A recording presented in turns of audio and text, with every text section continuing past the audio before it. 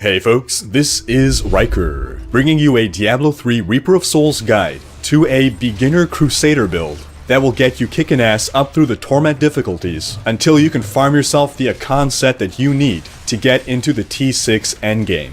This build is non-gear dependent, so you can use it regardless of what items you have. Plus, it's a holy build, so it'll position you nicely to take on the Condemned Crusader T6 build. This build was originally posted on Diablo Fans back in August by Tybud, but as you can see, it still holds up today. I'm able to comfortably farm Torment 4. Let's take a look at the skills. Your primary attack will be Punish Retaliate. This not only generates Wrath for us, but it triggers Hardened Senses, which increases your block chance by 15% for 5 seconds. You will ideally want to have Hardened Senses up at all times. So even if you have excess Wrath, you still want to attack with Punish once every 5 seconds just to keep up Hardened Senses. And we'll soon explain why block chance is so important. Our main attack skill will be Blessed Shield Shattering Throw. You get to do the Captain America shield throw. It's a pretty fun skill. The shield will split, bounce, and hit multiple targets, and its damage is buffed by your shield block chance. Now to help with that Wrath management, we have Shield Glare, Zealous Glare. On a 12-second cooldown, this will net you 9 Wrath for each enemy blinded, so you ideally want to be hitting packs of monsters with this, and that'll easily refill your Wrath. Next we have Condemn Eternal Retaliation. The cooldown on Condemn is 15 seconds, which is quite a bit. However, the cooldown is reduced by 1 second for each enemy hit by the explosion. Now it's a little difficult to time this. You have to get used to it. But basically, when you see yourself approaching a pack of enemies, light the fuse on Condemn, run in there, and then explode all over them.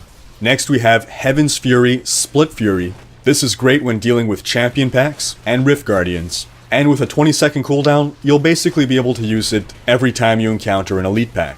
And last we have Akarat's Champion, Hasteful.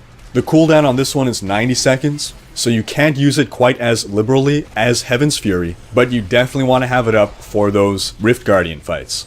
It buffs your damage, your Wrath generation, and increases your attack speed. And increased attack speed with Punish will allow you to regain Wrath faster, and that'll allow you to spam a lot of Blessed Shields. As for the passives, first up we have Insurmountable, and this is another reason why we want to keep our block chance way up there. Blocking an attack generates 6 Wrath. We want to be in the thick of things. Condemn forces us to. While Blessed Shield is a ranged attack, Condemn is something that forces us into melee. And Insurmountable will take advantage of all those attacks we're blocking. Next, Holy Cause will give you a flat 10% increase to weapon damage, and whenever you deal holy damage, you'll heal for up to 1% of your total life. You will always be dealing holy damage, but you may find that the lifesteal on this is pretty negligible. Still, it's hard to say no to 10% more weapon damage. Heavenly Strength isn't as mandatory as it once was, now that it reduces your damage by 20%. So if you instead want to opt for a one-handed weapon, you should instead go with Fervor. More attack speed, lower cooldowns, so it'll really depend on what weapon you find. Just try to maximize your damage. Then lastly we have Towering Shield. That increases our Punish damage and our Blessed Shield damage by 20%, plus it reduces the cooldown of Shield Glare by almost a third. Altogether, this build synergizes really well, and if you can find yourself a Jekking board, which will make Blessed Shield ricochet to multiple additional enemies, then it becomes even more powerful. But again, even without any specific items, this is still a very powerful build. I won't give a complete breakdown on items, but if you follow these simple gearing guides, then you'll be able to maximize your damage and toughness. Just do make sure that your shield has as high a block chance as you can get. You definitely want one that rolls with additional block chance percent. That wraps up this guide.